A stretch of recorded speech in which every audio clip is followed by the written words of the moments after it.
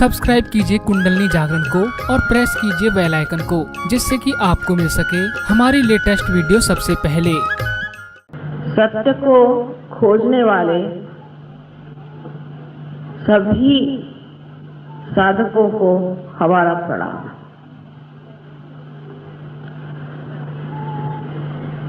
सबसे पहले तो बड़ी दुख की बात है कि इतनी देर से आना हुआ और एरोप्लेन ने इतनी देरी कर दी और आप लोग इतनी उत्कंठा से, इतनी सबूरी के साथ सब लोग यहाँ बैठे हुए हैं और हम वहाँ से एक असहाय माँ जो सोच रही थी कि किस तरह से वहाँ पहुँच जाए, आप लोगों को देखकर ऐसा लगता है कि ये दुनिया बदलने के दिन आ ही गए।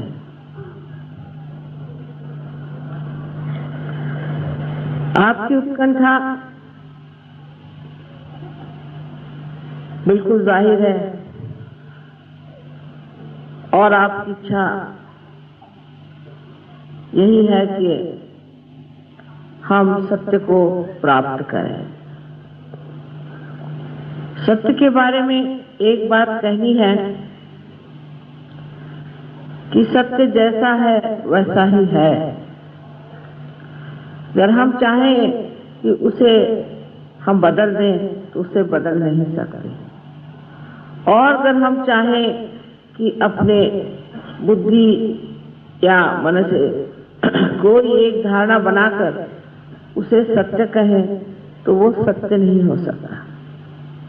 तो सत्य क्या है? सत्य एक है कि हम सब आत्मा हैं, हम आत्मा स्वरूप। इतनी यहाँ सुंदरता से आराध की हुई है और इतने दीप जलाए हैं जिन्होंने प्रकाश दिया है, जिससे हम एक दूसरों को देख रहे हैं और जान रहे हैं।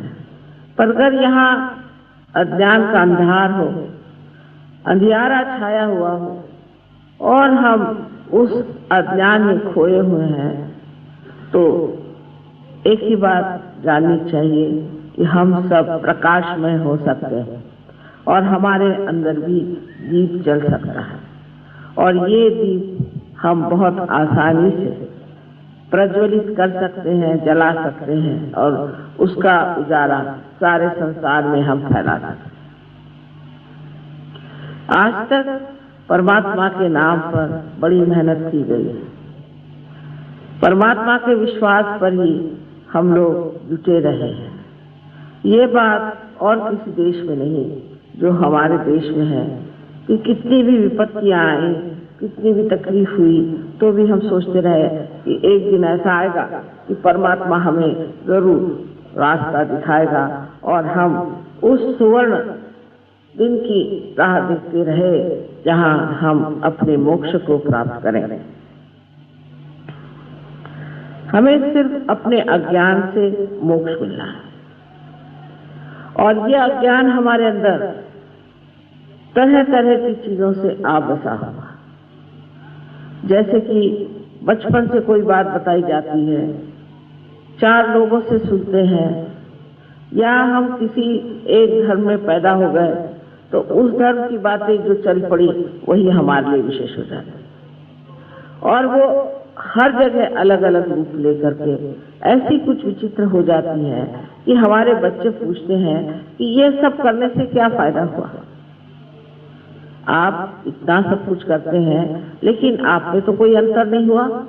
और कोई आदमी अगर हिंदू हो, चाहे मुसलमान हो, चाहे ईसाई हो, चाहे सिख हो, हर जाति का, हर धर्म का आदमी हर प्रकार का पाप कर सकता है, हर तरह का गुनाह कर सकता है। ये कैसे? अगर हम लोग धार्मिक हैं और हमारे अंदर अगर धर्म है तो हमसे गुनाह कैसे होता है? लेकिन हम देखते हैं जो बड़े बड़े संत साधु हो गए, जिनके हमारे सामने इतने उदाहरण हैं कि वो लोग कभी गलत काम नहीं करते और वो गलत लोगों के सामने झुकते भी नहीं थे। आप यहाँ पे औलिया निजामुद्दीन साहब के बारे में जानते हैं कि शाह ने कहा था कि अगर तू मेरे सामने झुकेगा नहीं तो मैं तेरी गर्दन उड़ा दूंगा। वो झुके नहीं, उनका मैं एक परमात्मा के सामने झुकता हूँ।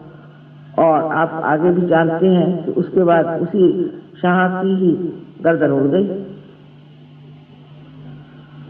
सो इस तरह के जो साधु संत इतने हिम्मत के साथ और इतनी सूझबूझ के साथ किसी बात को कहते थे, उनकी कौन सी अहमियत थी, उनमें कौन सी खास बात थी जो वो हम लोगों से इतने परे ऊपर एक ऐसी दशा में थे जहां उनको कोई चीज भी ऐसी प्रतीत ही नहीं होती थी जो सत्य को छोड़कर अपना ले, जो अटूट अपने विश्वासों पर पूरी तरह से खड़े थे, क्योंकि उनके विश्वास अंधे नहीं थे। जो विश्वास थे वो जानते थे कि ये बात सत्य है। और आज जबकि हम अपने आत्मा को खोज रहे हैं तो उसके प्रकाश में हम ये जान जाएंगे कि जो सत्य है वो आत्मा के प्रकाश में ही जाना जाता है। हर एक धर्म, संसार का हर एक धर्म आपका थोड़ा सा जान लें तो समझ लेंगे कि तत्व में हर एक धर्म एक है और हर एक धर्म में एक ही बात बताई गई है कि हमें नश्वर चीजों को छोड़ करके जो चिरंजीव, जो अनंत की चीज है उसे लेना चाहिए। हम लोग बहुत बार सांसारिक बातों में इस तरह से लपट जाते हैं कि इस चीज को भूल जाते हैं कि जो नश्वर चीजें हैं जहां तक है वहां तक ठीक है, लेकिन उसमें अतिशयता कर देने से हमारा सर्वनाश हो जाता है, क्योंकि वो ही स्वयं नाशमय है। अंत में हमारा भी नाश उससे हो जाता है। लेकिन इस सब को जानने के लिए हमारे अंदर ज्ञान होना चाहिए। ज्ञान का मतलब ये नहीं कि पढ़ना लिखना। बहुत से लोग हैं मुझे बताते हैं कि हम तो रोज जो है शिवलीलामृत पढ़ते हैं और हम रोज एक पूरा उसका अध्याय पूरा कर रहे हैं, लेकिन आपके अंदर उससे कोई परिवर्तन हुआ? क्या आप शिवलीलामृत पढ़ने के बाद ऐसा कह सकते हैं कि इसके बाद आप कोई गुनाह नहीं करेंगे? या आप कुरान पढ़ने के बाद ऐसा कह सकते हैं कि अब इसके बाद हम कोई गुनाह नहीं करेंगे? या ग्रंथ साहब को पढ़ने के बाद क्या आप कह सकते हैं कि हम कोई गुनाह नहीं करें? तो इन महान किताबों में जो लिखा है वो एक लिखी हुई चीज हो गई, वो हमारे अंदर नहीं है। जो कुछ भी है वो बाहर है, और उसमें अगर हम सोच लें कि इसको पढ़ने मात्र से ही हम ठीक हो जाएंगे तो ये हमारी गलत धारणा है। सिर्फ ये जान लेना चाहिए कि इसका बोध होना चाहिए, यानी अपने नसों में आपको जानना चाहिए। चारों तरफ फैली हुई ये परमात्मा की शक्ति है, ऐसा कहा जाता है। तो देखने में क्या है? अगर आप साइंस वाले हैं तो इसे आप देखिए कि ये कौन सी शक्ति है जिसे आप प्राप्त कर सकते हैं। ये जो शक्ति हमारे अंदर है, ये शक्ति जिससे कि हम उसे जानते हैं, वो भी अगर हम कहें कि आपके अंदर सुप्तावस्था में है तो क्या है कि हम इसको पूरी तरह से प्राप्त कर दें? क्योंकि अगर ये हमारी ही शक्ति है और इससे हमें ही बोध होने वाला है और इससे हम ही बहुत ऊंचे उठ जाने वाले हैं, तो फिर क्यों ना हम इस चीज को पूरी तरह से अपना लें और इस पे पूरी मात करके जाने कि ये चीज है क्या।